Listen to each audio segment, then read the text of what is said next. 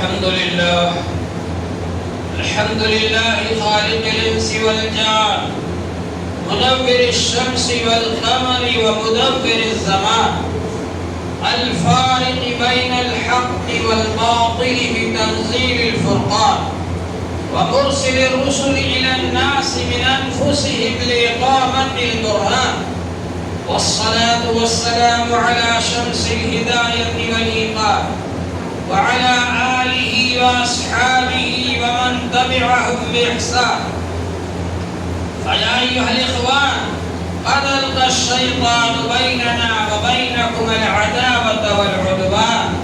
وتعود الصبيان للطغيان والشبان للعصيان، فلا فوز ولا غفران إلا بنور السنة والقرآن. فقد ورد في الخبر الطاهر عن جابر رضي الله عنه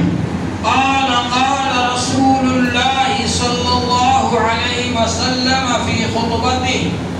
أما بعد، فإن خير الحديث كتاب الله، وخير الهدي هدي محمد صلى الله عليه وسلم، وخير الأمور عوازمها، وشر الأمور محدثاتها. وقال رسول الله صلى الله عليه وسلم: تركت فيكم أمرين لن تضلوا ما تمسكتم بهما، كتاب الله وسنة رسوله. وقال رسول الله صلى الله عليه وسلم: المؤمنون كرجل واحد، إن اشتكى عينه اشتكى كله، وإن اشتكى رأسه اشتكى كله.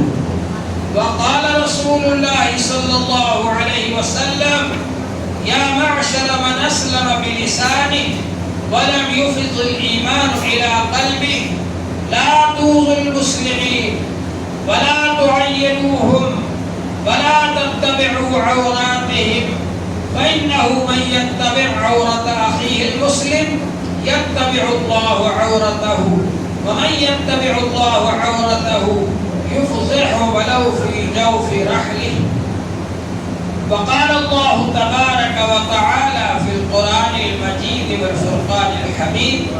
بعد أن أقول أعوذ بالله من الشيطان الرجيم، بسم الله الرحمن الرحيم: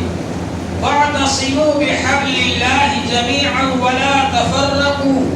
واذكروا نعمة الله عليكم إذ كنتم أعداء فألف بين قلوبكم فأصبحتم بنعمته إخوانا.